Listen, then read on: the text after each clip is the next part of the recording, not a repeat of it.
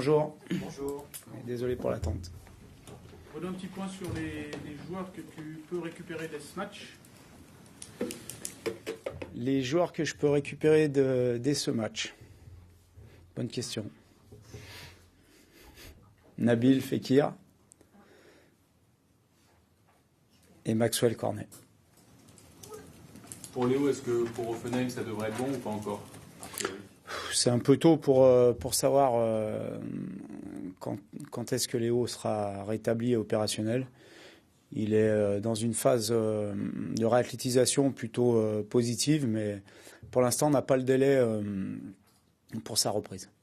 Et pour Nabil, au niveau de son état de forme, il peut tenir tout un match. Comment tu envisages un peu demain? On verra. Moi, ce qui est important, c'est qu'il est prêt à jouer. C'est quand même ce qui est le plus important, parce que c'est notre capitaine, un de nos leaders techniques. Combien de temps, on verra. C'est le match qui nous guidera. Il ne faut pas oublier non plus qu'on a un autre match mercredi et que dans cette optique-là, il faudra en tenir compte. Donc, on avisera samedi soir. Justement, ces semaines à 2 matchs, avec la Coupe d'Europe qui revient. Toujours un petit peu comment vous abordez, sachant qu'il y a eu une trêve avant, est-ce que c'est pas... C'est une semaine à 3 matchs, donc c'est surtout ce 3e match à Guingamp où on peut se dire qu'il faudra certainement amener du 109. Maintenant, demain, mercredi, c'est largement envisageable d'enchaîner, donc c'est pas un problème. Vous avez une semaine pleine de travail. Sur quoi tu as concentré un peu justement le travail? C'est important quand on a une semaine de travailler tactiquement, donc c'est ce qu'on s'est évertué à faire, que ce soit dans le domaine de l'animation défensive ou dans le domaine de l'animation offensive, avec un travail dans différents systèmes aussi, pour que les joueurs aient des repères dans différents systèmes. Je pense que c'est important. Défensivement, qu'est-ce que vous avez travaillé essentiellement sur quoi tu as mis l'accent? Le placement, le bloc équipe, des situations qu'on a eu du mal à gérer en match, tout simplement. Donc les reproduire sur le terrain et apporter les corrections qu'on doit avoir pour avoir une solidité défensive supérieure à ce qu'on a montré. Justement, avant le match la semaine dernière, tu parlais d'un état d'esprit au niveau défensif, il faut en faire plus, il faut se faire mal, etc. Est-ce que tu sens que petit à petit ça va rentrer un petit peu ou... Je suis un peu plus mesuré parce que quand on regarde les chiffres, on leur fait dire un peu ce qu'on veut bien leur faire dire aux chiffres, à savoir qu'on concède beaucoup de tirs. Lorsqu'on regarde les zones dans lesquelles on concède les tirs, on se rend compte que finalement ce sont des zones où il y a très peu de chances que ça se convertisse en but. Donc on peut toujours tout faire dire aux statistiques. Si vous concédez 30 tirs... dont 20 qui sont contrés. Est-ce que c'est 30 tirs concédés vraiment? Voilà, donc on a bien regardé tout ça aussi. On ne nie pas qu'on a des efforts et des progrès à faire dans ce domaine-là. Mais à titre d'exemple, après 11 journées l'année dernière, on avait encaissé 15 buts. Cette année, on a encaissé 13. Donc le constat n'est pas si alarmant qu'on veut bien nous le faire croire.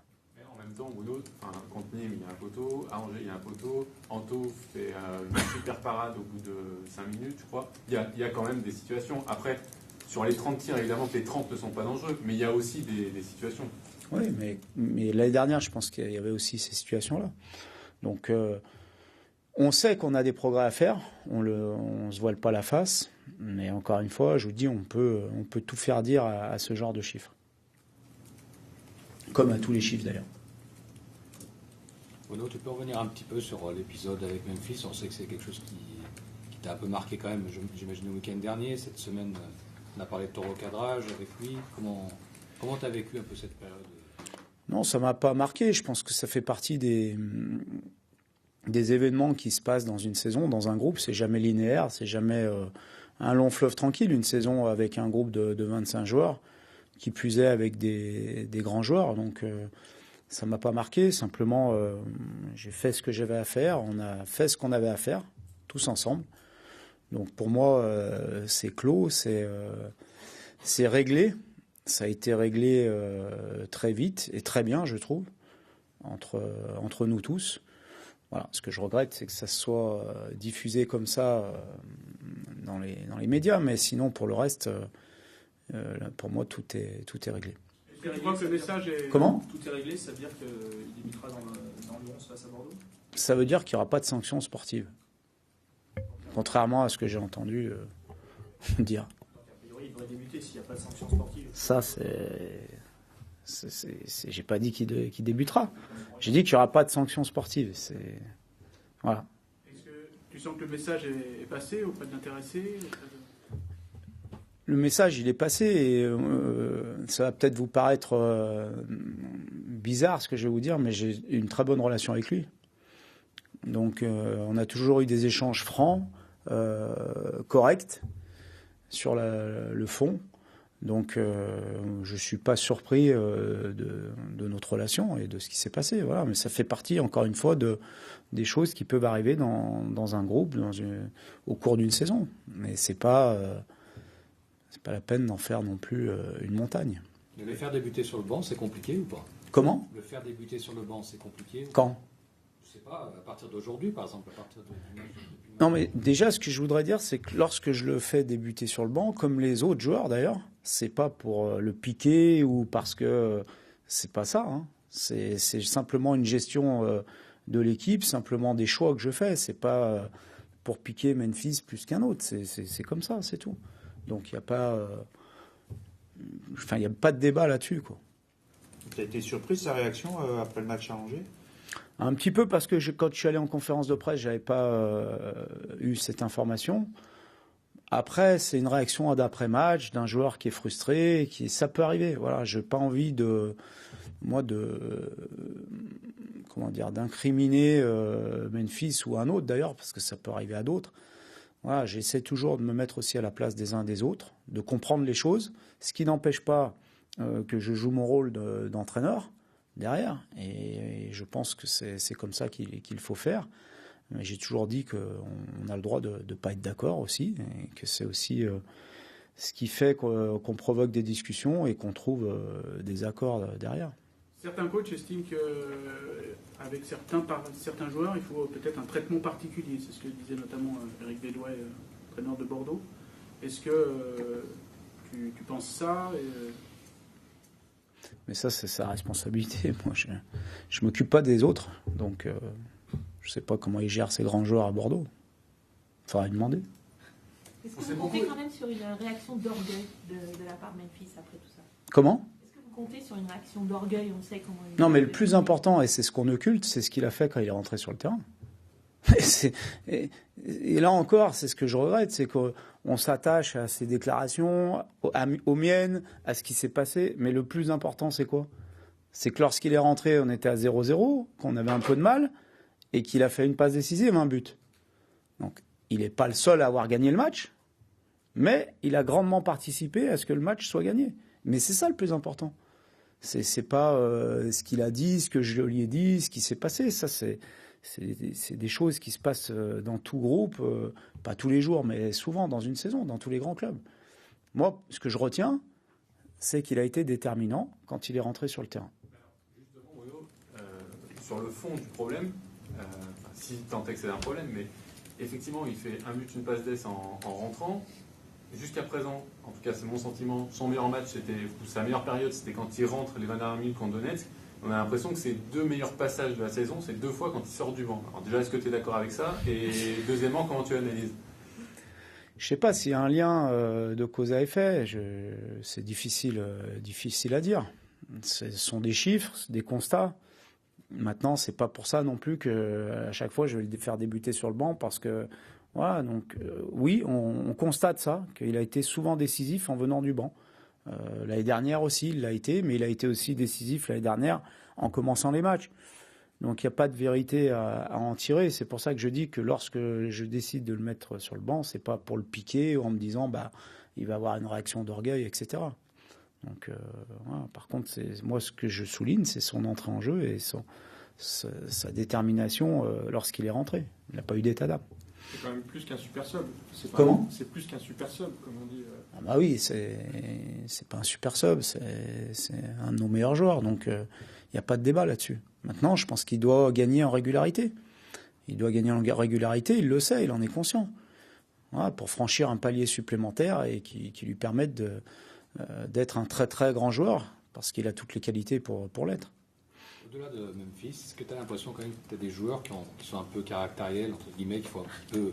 On pense aussi à Traoré, qui on a l'impression qu'il a besoin toujours d'être un petit peu piqué, lui, par contre.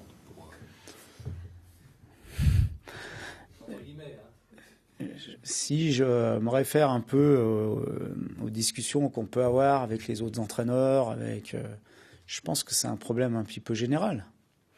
On ne va pas parler de génération parce que ça va faire les vieux et les jeunes, mais on peut relever certains comportements communs, que ce soit chez nous ou ailleurs. Donc je ne pense pas qu'il y ait besoin de les piquer, je pense qu'il y a besoin d'être toujours très très vigilant. Ça change quelque chose dans le rapport, justement, il faut plus de franchise, de discours, comme tu le dis, avec certains, par rapport à cette génération, par rapport à ces... Ouais, je pense qu'ils ont besoin de ça, ils ont besoin d'entendre des choses, ils ont besoin parfois d'être guidés, je ne vais pas dire recadrés, mais d'être guidés. Ils ont besoin d'être aimés aussi parfois, voilà, donc il faut alterner entre tout ça, mais je crois que ça fait partie de notre rôle dans le management de notre groupe.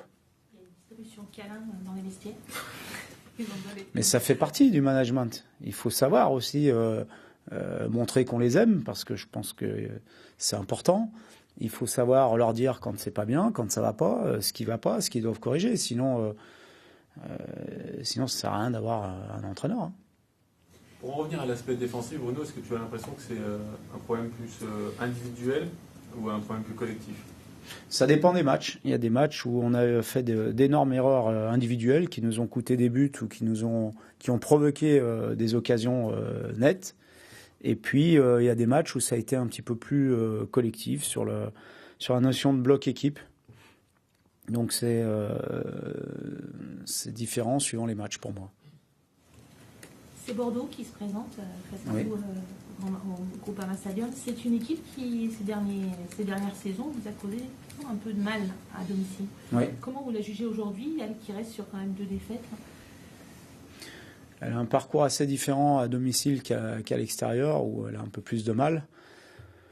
Je pense que c'est une équipe qui peut être irrégulière, mais qui peut, sur un match, embêter beaucoup d'autres équipes. Donc c'est un peu toujours pareil. De toute façon, chaque match est difficile. On s'imagine toujours que les budgets font les résultats, mais les matchs sont difficiles à gagner. On le voit tous les week-ends. La semaine dernière, on est les seuls... avec Paris, avoir gagné après des matchs de Coupe d'Europe. Toutes les autres équipes ont eu des difficultés à gagner, voire même à faire match nul. Donc, il faut bien se préparer, il faut être très concentré, il faut être très rigoureux. Et à chaque match, c'est la même chose, que ce soit à domicile ou à l'extérieur, face à Bordeaux ou face à d'autres équipes. Il y a quelques années, un Lyon-Bordeaux, c'était quand même une grosse affiche, presque aussi fort que Marseille ou Paris. Aujourd'hui, c'est un petit peu changé. Est-ce qu'on arrive à mobiliser ces joueurs autrement que face à Dijon, Reims ou Nîmes ? Ça reste, je pense, une belle affiche de notre championnat, parce que Bordeaux, c'est un club historique. C'est un club qui a gagné des titres. C'est un club qui est en pleine restructuration, puisqu'il va changer de propriétaire, mais c'est un club qui est amené, je pense, à revenir au premier plan très vite, donc parce qu'ils ont tout pour y revenir. Donc je pense que ça reste quand même une belle affiche et un match intéressant à jouer ou à coacher. Pour en revenir à Nabil Fekir, quelles sont tes attentes par rapport à son retour ? À un moment où dans l'animation offensive, c'est parfois un peu moyen. Tout est moyen, hein, l'animation offensive, défensive. Heureusement qu'on est 4e et on passe de se qualifier pour la Champions League, parce que sinon, il faudra une corde et puis. Non, mais bien sûr, évidemment qu'il va nous amener du liant, qu'il va nous amener une touche technique, qu'il va nous amener de l'efficacité supplémentaire. Mais j'attends aussi son apport sur le terrain, et j'ai 200% confiance. J'attends aussi qu'il m'apporte le rôle qu'il a joué notamment l'année dernière dans son rôle de capitaine. C'est-à-dire d'être un de mes relais sur le terrain, avant le match, dans le discours qu'il va tenir aux joueurs avant le match, à la mi-temps, pendant le match aussi. C'est important, ça aussi. Okay. Bruno, juste, le président s'est exprimé un petit peu sur Tanguy, sur Twitter. Moi, j'ai pas Twitter. Ouais, non, mais il a laissé le. D'ailleurs, les comptes Twitter, c'est des faux comptes, hein, c'est une connerie. C'est pas moi. Hein.